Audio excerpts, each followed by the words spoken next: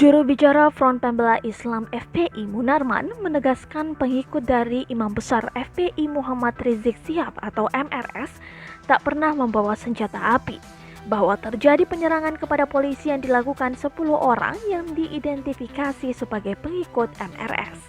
Tidak benar, itu fitnah. Laskar FPI tidak pernah membawa senjata api, ujar Munarman ketika dihubungi tribunnews.com Senin 7 Desember 2020.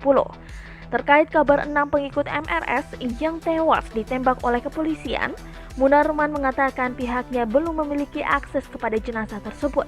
Menurutnya, kasus tersebut tak ubahnya penculikan dan pembantaian, sebab dia mengklaim pengikut MRS tidak pernah membawa senjata api. Sampai saat ini kami belum punya akses ke jenazah, makanya itu penculikan yang dilanjutkan dengan pembantaian, kata Munarman. Sebelumnya diberitakan Kapolda Metro Jaya Irjen Pol Fadil Imran menjelaskan kronologi penyerangan kepada polisi yang dilakukan 10 orang yang diidentifikasi sebagai pengikut Imam Besar Front Pembela Islam Muhammad Rizik Syihab.